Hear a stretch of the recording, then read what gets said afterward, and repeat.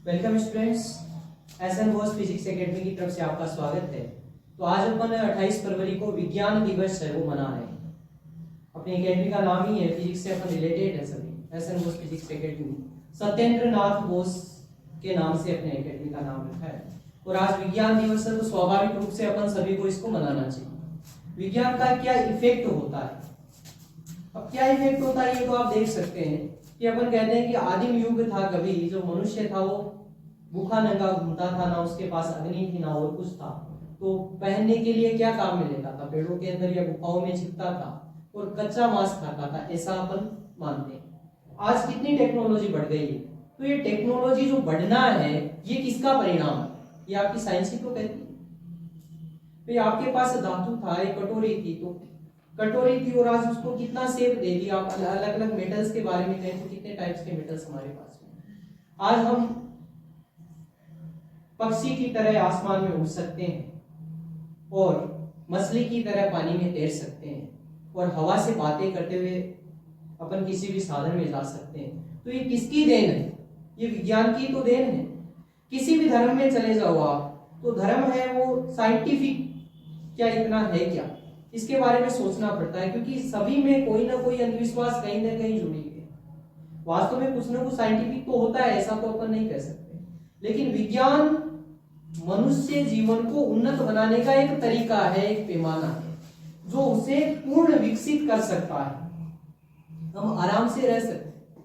हमारा पूरा कमरा है, बड़ा हॉल है, जैसे अपन कहे कि पूरी बिल्डिंग अपनी है, लेकिन मुझे एक कमरे में ऐसी चाहिए, तो विज्ञान ने ऐसा डेवलप कर दिया है कि मैं उस एक कमरे के अंदर 18 डिग्री टेम्परेचर उसके ऊपर मैं रह सकता हूँ।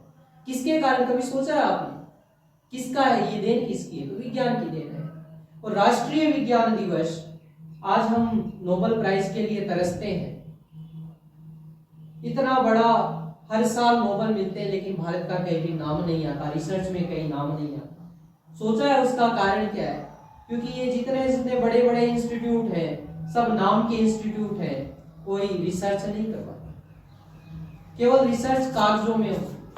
प्रैक्टिकल तो 11 12 से शुरू हो जाते हैं, लेकिन प्रैक्टिकल होते कहाँ है?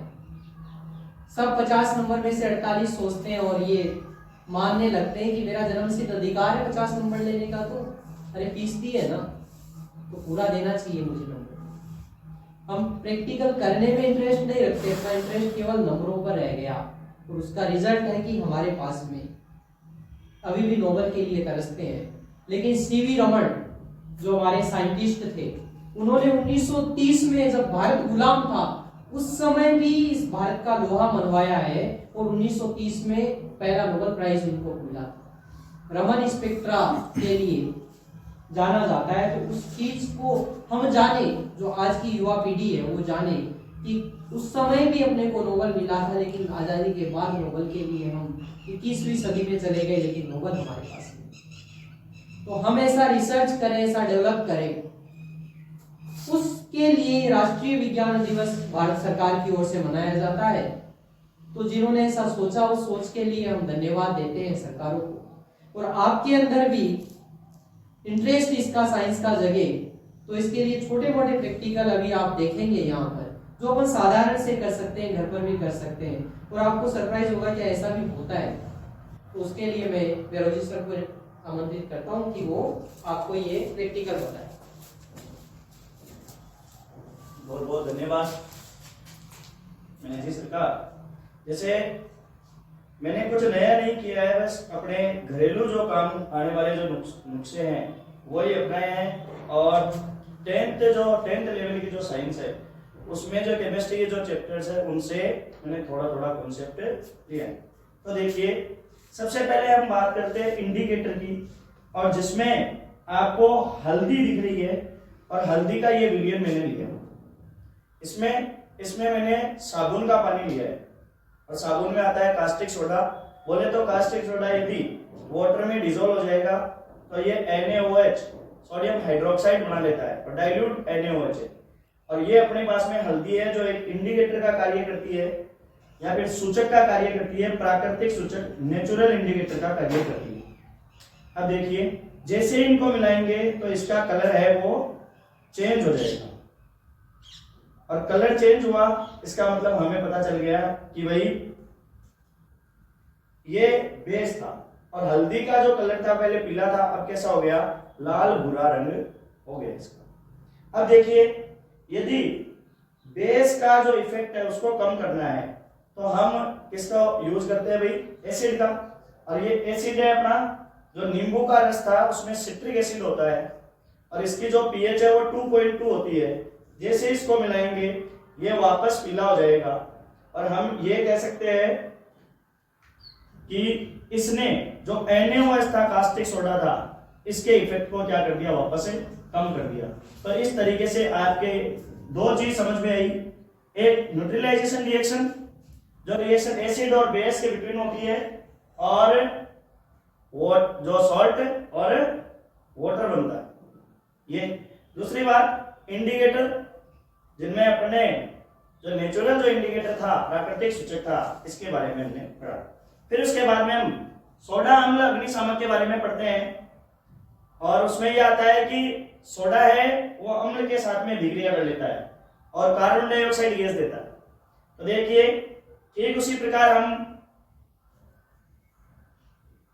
एक गुब्बारे में मैंने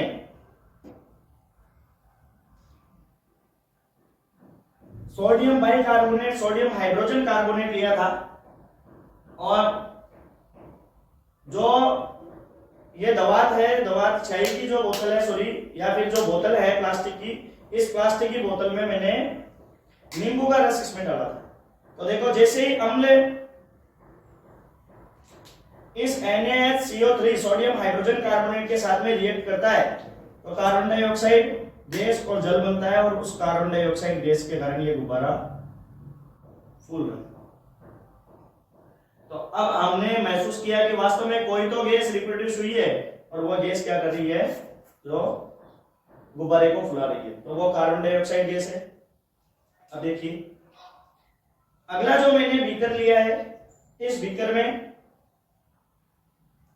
लाल दवा पोटेशियम परमैंगनेट है और पोटेशियम परमैंगनेट की भी यदि अपन एसिड से रिएक्शन करवा देते हैं तो देखना इसका कलर पर्पल है और ये देखना पर्पल कलर है वो पूरा का पूरा यहां से डिसअपीयर हो जाता है और एकदम ये थोड़ा धीमी गति से अभिक्रिया करता है, थोड़ा टाइम लगेगा और ये पूरा का पूरा प्योर एकदम वाटर जैसा वापस बन जाएगा। तो डियर स्टूडेंट्स, अपन घर पे भी छोटे छोटे अपनी जो पढ़ाई है उसका अंश लेकर छोटे छोटे इन क्रियाकलाप को करके हम बहुत सारी चीजों के बारे में हम सोच सकते हैं।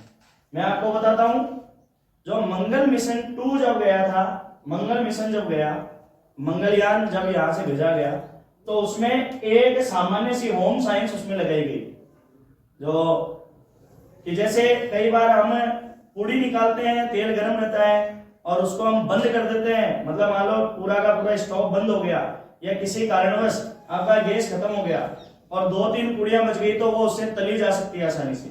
तो ठीक उसी प्रकार उसमें घूर्णी गति का उपयोग करके और इंजन को बंद करके फिर चालू करके फिर बंद करके फिर चालू करके हम कम फ्यूल में काफी दूरी तक हम अपने PSLV जो यान है उनको पहुंचाने में अपने जो साइंटिस्ट है वो कामयाब हुए, सक्सेस हुए। तो यहाँ उनकी यही तो देन है कि छोटे छोटे चीजों से आज वो कहां तक पहुंचे।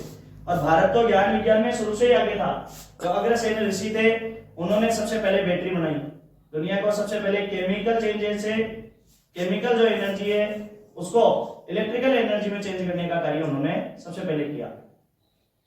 और बहुत सारे आते हैं, अपने आर्यभट्ट जी है, उन्होंने क्या किया, यहाँ पृथ्वी पर बैठे बैठे, सोचने वाली बात है, पृथ्वी पर बैठे बैठे सूर्य और चंद्रमा के बीच की दूरी बताई, पृथ्वी पर बैठे बैठे पृथ्वी और चंद्रमा के बीच की दूरी बताई, 2 ग्रहों के बीच की दूरी बताई, वो किस प्रकार गति करते हैं, किस तरीके से पृथ्वी घूमती है और किस तरीके से ज्वार भाटा आता है, ये सारी बात बताई। तो ठीक उसी प्रकार हम ज्ञान विज्ञान में और सारी चीज में सबसे आगे थे और अब हो सकता है कोई विपरीत परिस्थितियां रही होगी तो जिसके कारण थोड़े से हम पिछड़ चुके हैं, लेकिन हम पिछड़े नहीं हैं।